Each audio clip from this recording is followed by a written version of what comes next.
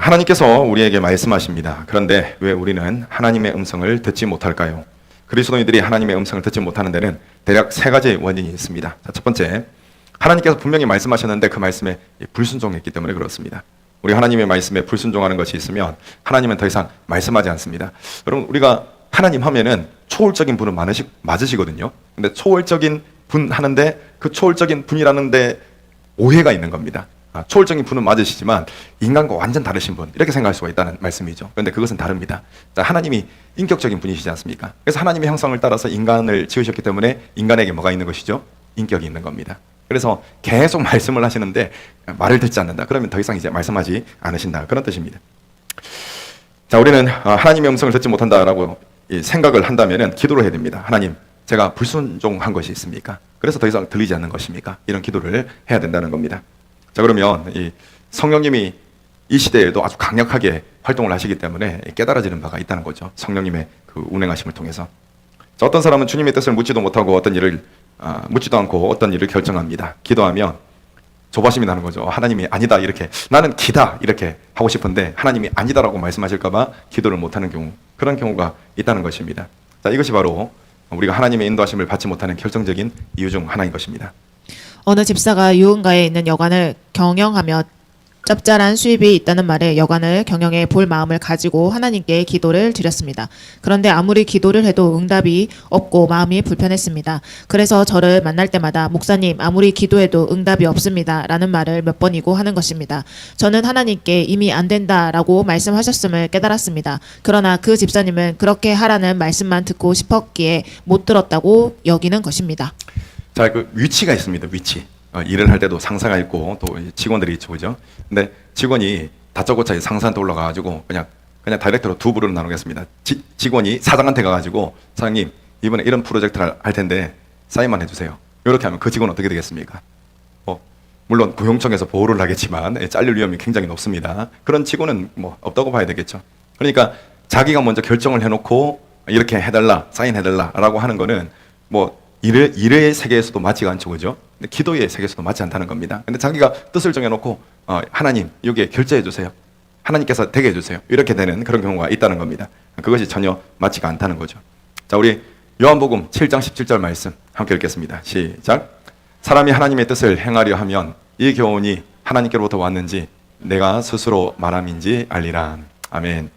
자, 이것은 예수님의 말씀에 대한 이해에 대한 그런 말씀입니다. 그러니까 예수님이 말씀을 하시죠, 그죠? 근데 대부분의 사람들은 들을 귀가 없어요. 우리 성도님들 너무나 잘 아시죠? 예수님께서 어떤 말씀을 가르치실 때 들을 귀 있는 사람은 들으라 이런 말씀을 하시거든요. 왜 그런 말씀을 하시느냐?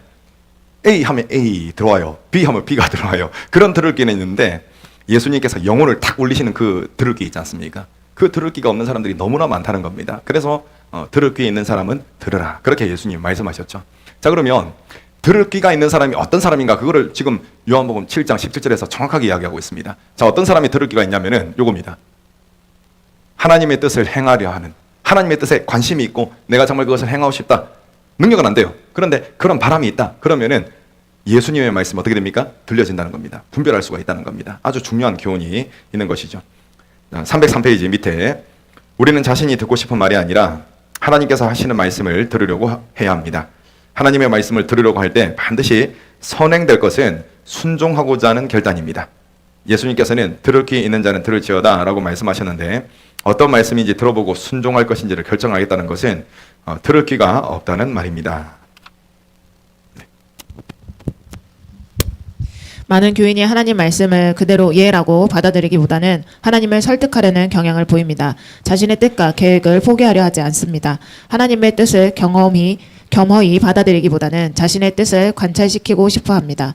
기도도 하나님을 설득하기 위해서 하는 사람이 있습니다. 그러나 올바른 기도는 하나님께 설득당하는 것입니다. 술 마시지 마라. 그러면 예라고 받아들이면 되는데 하나님을 설득합니다. 인간관계가 깨지잖아요. 그러면 사회생활 못해요 라고 말합니다. 주일을 거룩하게 지켜라 하시면 그냥 예라고 순종하면 되는데 주일 예배는 1년에 52번이나 있지만 개모임은 1년에 한 번인데 라고 말합니다. 네, 굉장히 생활 밀착적인, 생활 밀착형 그런 예화입니다. 이런 분들이 많기 때문에 그런 거죠. 그러니까 사람마다 다 고민을 하는 겁니다. 근데 여러분, 이 우선순위가 굉장히 중요합니다. 우선순위. 이 뒷부분에 나온 그런 예인데, 진짜 이런 생각이 많이 들거든요. 예배는 매주 드리는 건데, 한 번은 빠질 수가 있지. 그런데, 우리 집에 예를 들어서 해외에서, 미국에서 손님이 왔어. 그렇기 때문에, 이 손님을 막기 위해서 나는 예배를 못 드려. 예배는 뭐 다음 주에 드리는데 그 미국에서 온 사람은 또 언제 올지 모르니까. 여러분 인간적으로 어떻습니까? 설득력 있죠. 그런데 그게 뭐냐면은 하나님께서 하신 말씀에 일단은 내가 그것은 아니고 싫습니다라는 그런 반응이라는 것입니다.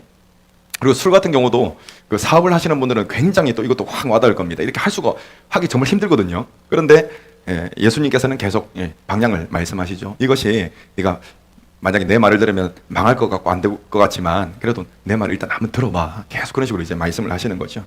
그런데 결과는 심플하죠, 그죠?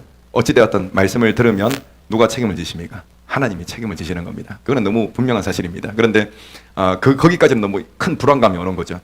제가 예전에 그 인디아나 존스라는 영화를 본 적이 있습니다. 제가 어릴 때 굉장히 시리즈로 많이 방영을 했거든요. 그때 굉장히 인상적인 그런 장면이 있었습니다. 주인공이 이제 여기가 이제 절벽이고 저기도 이제 절벽입니다. 그러니까 이제 낭떠러지죠, 낭떠러지. 이 낭떠러지가 있고 저 멀리 낭떠러지가 있습니다. 건너갈 수가 없어요. 그런데 어떤 문서에 발을 내디디면 길이 생길 것이다. 이런 게 있었거든요. 고대 문서에. 그래서 도무지 안 되겠다. 이 발 디디면 큰일 날 것 같은데 이런 생각이 드는 거죠. 그런데 그냥 주인공이 냅다 모르겠다 하면서 눈을 감고 발을 확 디디는 겁니다. 그러니까 어떻게 되느냐? 안 보이던 길이 쫙 보이면서 생기는 겁니다. 이런 거예요. 하나님 해주시면 제가 믿을게요. 여러분 그러면 믿음이 필요가 있습니까? 그냥 하는 거예요. 믿음이 필요가 없고. 근데 느껴지지 않고 보여지지 않기 때문에 뭐가 필요한 겁니까? 믿음이 필요한 거죠. 하나님을 향한 믿음이 필요한다는 겁니다. 일단 하나님의 말씀에 순종하면 하나님께서 책임을 지시는 그런 것들을 경험하게 될 것이다 라는 겁니다.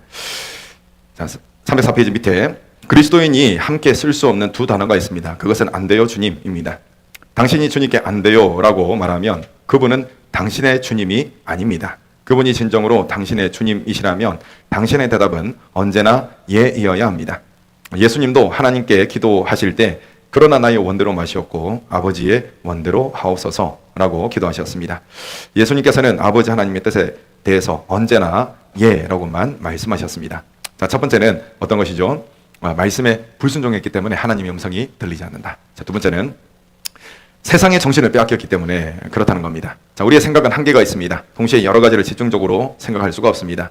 그래서 세상 생각으로 가득 차 있으면 주님을 생각할 수가 없고 주님께서 말씀하셔도 들을 수가 없게 됩니다.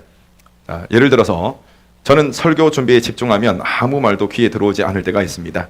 우리 아이들도 텔레비전이나 컴퓨터에 정신이 팔리면 옆에서 무슨 말을 해도 듣지 못할 때가 있습니다. 그럴 때 너 어디다 정신을 팔고 있냐 이런 이제 말을 하기도 하죠.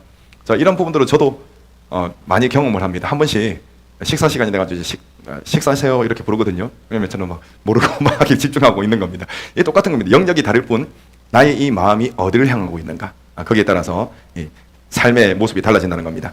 자, 당신은 요즘 어디에 정신을 팔고 있습니까?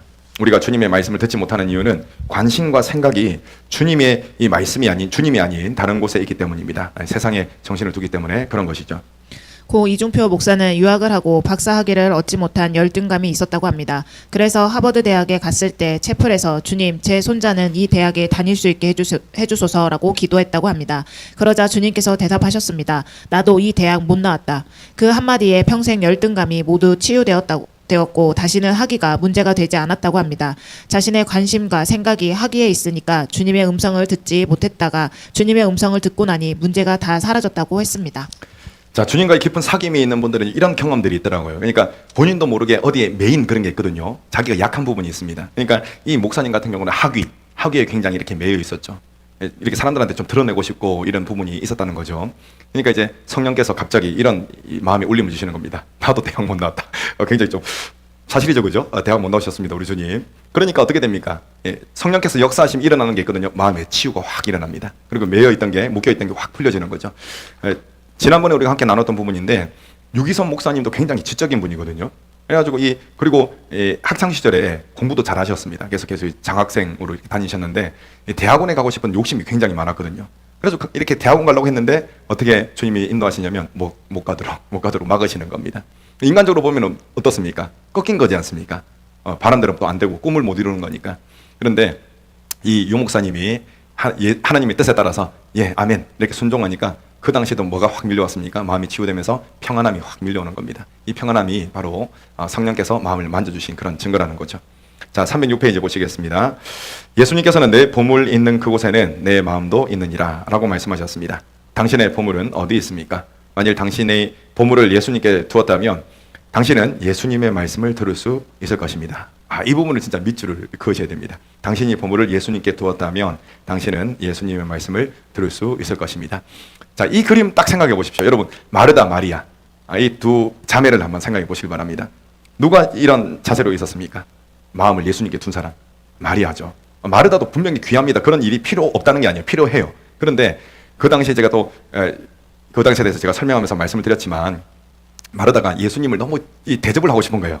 그래서 엄청나게 많은 것들을 하니까 바쁩니까? 안 바쁩니까? 엄청 바쁘죠. 바쁘니까 바쁜데다가 이 보니까 마리아가 예수님 이 앞에 앉아 있거든요. 아무것도 안 하거든요. 짜증이 납니까? 안 납니까? 나죠. 그래가지고 막 예수님 왜 마리아 이렇게 하도록 두십니까? 버르장머리 없게 이런 식으로 이제 했겠죠. 그러니까 예수님께 뭐라고 말씀하십니까?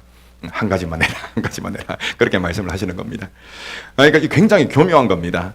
예수님께만 마음에 두는 것, 그거 예수님을 내가 집중하는 것, 예수님께 집중하는 것, 그것이 굉장히 어려운 일이지만 그것이 가장 필요하다라는 것이죠. 자, 밑에 질문은 여러분이 각자 한번 답을 내려보시기 바랍니다. 요즘 당신이 가장 많이 하는 생각, 집중하고 있는 것 무엇입니까? 요즘 특별히 젊은 사람들 비투라고 해가지고 빚을 내서 주식을 막 샀는데 지금 이제 주식이 막 떨어지죠, 그죠? 한참 올라다도 떨어지고 그러면은 뭐를 계속 보겠습니까? 휴대폰을 보겠죠. 주식을 보겠죠. 그런 식으로 마음이 있는 곳에 집중을 하게 어쩔 수 없습니다. 집중을 하게 되어 있습니다. 자, 세 번째, 우리 안에 다른 소리를 방치하고 있기 때문입니다. 기계들이 요란하게 돌아가는 공장에서는 다른 사람의 말소리가 들리지 않습니다. 하나님의 음성이 잘 들리지 않는 것도 같은 원리입니다. 우리 안에는 하나님의 음성 외에 다른 소리들이 들리는데 그것을 차단하지 않고 방치하기 때문에 하나님의 음성을 듣지 못하는 것입니다. 우리 안에 있는 다른 소리들은 자아의 소리와 마귀의 소리입니다. 자, 그러면 우리가 하나님의 음성을 잘 듣기 위해서는 어떻게 해야 할까요? 자, 첫 번째, 자아의 소리를 차단해야 합니다. 자, 사도행전에서 배운 것처럼 자아가 죽어야 합니다. 주님, 저는 죽었습니다. 제게 말씀해 주십시오. 여러분, 이것은 내가 완전히 좋아져가지고 마음에 어떤 흔들림도 없기 때문에 하는 고백이 아닙니다. 오히려 반대입니다. 계속 격동이 일어나요. 그런데 이때 믿음으로 고백하는 겁니다. 하나님, 죄된 것을 쫓는 옛날에 나는 죽었습니다 라고 계속 고백을 하는 겁니다. 그 고백이 필요합니다. 우리가 자아의 죽음을 인정하면서 자아에서 나오는 소리와 원망, 두려움, 미움, 조급함, 고집 등은 사라집니다. 성령께서 딱 만나주시면 그런 현상이 일어나는 겁니다. 가정이나 교회에서 더 이상 내가 문제가 안 되면 문제될 것이 없습니다. 성공도 실패도 칭찬도 비난도 다 끝입니다. 그러니까 나에게 어떤 영향력을 끼칠 수가 없다는 겁니다. 사람들은 평생 다른 사람의 눈치를 보고 살아가거든요. 근데 사회생활 하는 데 있어서 눈치는 필요합니다. 그런데 제가 말씀드리는 눈치는 다른 사람에 매여가지고 막 휩쓸리는 그런 눈치를 말하는 거죠. 여러분, 이솝 우화인가요? 제가 지금 갑자기 떠오르는 생각인데 그 아들과 아버지가 당나귀를 팔러 가는 이야기 다들 아시죠? 처음에는 이제 당나귀도 걸리고 이렇게 가죠. 그러니까 사람들이 막 수군댑니다. 당나귀 타고 가면 되지. 왜 걸리냐고. 참 이상한 사람들이다. 그러니까 아버지가 이제 자식을 먼저 태워놔요. 그죠? 자식을 태우니까 자식이 버르장머리 없게 왜 자식을 태우냐 하니까 이제 아버지가 탑니다. 그러니까 또 이제 사람들이 또 수군대죠. 어린 자녀 발 아프게 아버지가 매정하다. 막 이렇게 하죠. 그러니까 두 명 다 탑니다. 그러니까 동물학대다. 막 이런 식으로 하죠. 나중에 어떻게 합니까? 이 두 사람이 당나귀를 짊어지죠. 짊어지고 가다가 다리를 건너다가 이제 당나귀가 물속에 빠지는 그런 겁니다. 그런데 이런 이솝 이야기가 왜 나왔을까? 사람들이 그렇게 살아가더라는 겁니다. 자, 그거는 자아의 소리를 너무나 이제 귀를 기울이기 때문에 나타나는 그런 현상이라고 볼 수가 있는 겁니다. 자, 두 번째, 마귀의 소리를 차단해야 합니다. 하나님께서도 마음의 생각으로 말씀하시지만 마귀 역시 마음의 생각으로 우리에게 음성을 줍니다. 마귀의 특성을 알면 마귀의 소리를 분별할 수가 있습니다. 마귀는 교만한 자입니다. 어떤 식으로든 자신을 자랑하고 드러내리라는 음성을 듣는다면 그것은 마귀로부터 온 음성입니다. 여러분, 이게 그 영적 지도자들이 굉장히 잘 빠질 수 있는 함정이거든요. 웨슬리 목사님 이런 표현을 했습니다. 마귀가 어떤 존재다? 마귀는 스스로를 유혹해가지고 교만해지는 그런 사람입니다. 그런 이제 존재다. 그렇게 이야기를 합니다.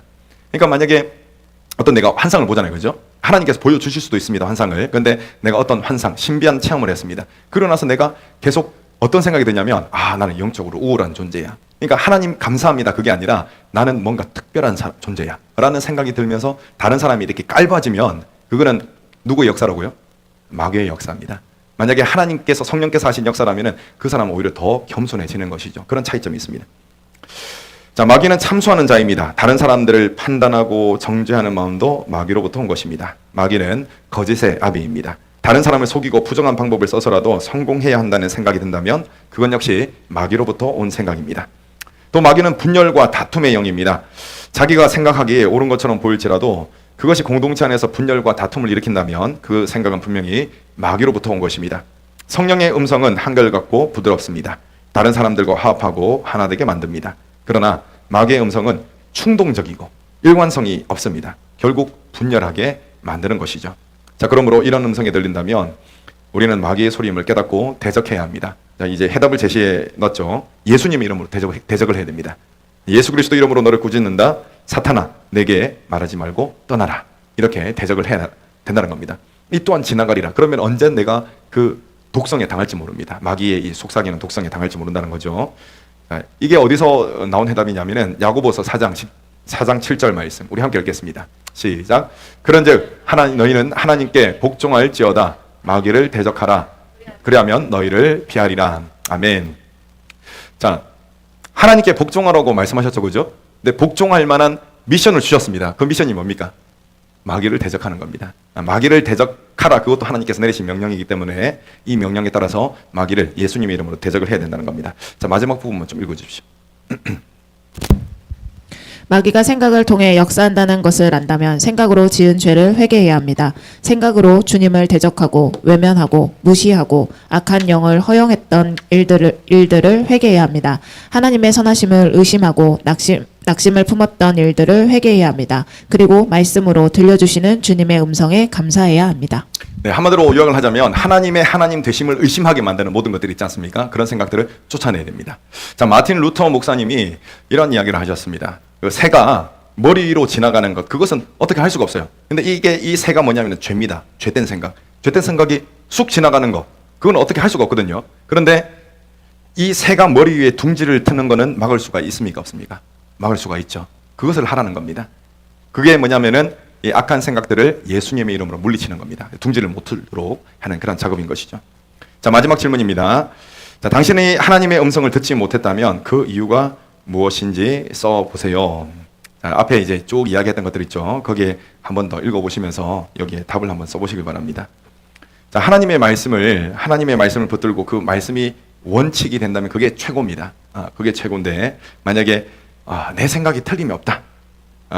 내 생각이 거의 진리와 맞먹는다. 이렇게 하면은 그 사람은 절대 하나님의 음성을 들을 일이 없는 것입니다. 겸손하게 하나님의 음성에 먼저 머리를 숙이고 그렇게 해야지 들을 수가 있다는 것입니다. 자, 하나님의 음성을 겸손히 듣고 또 순종함으로써 하나님이 이렇게 차려주신 상이 있거든요. 그 상, 밥상. 오늘도 참 맛있게 밥을 잘 먹었는데 상다리가 부러지도록 하나님께서 그 은혜의 밥상을 차려주십니다. 그런데 그 밥상을 누가 먹을 수 있습니까? 하나님의 음성을 먼저 듣는 사람.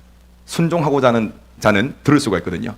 이처럼 하나님의 음성을 다 들으시고 은혜 충만한 삶 살아가시는 저 여러분 되시기를 간절히 축원합니다.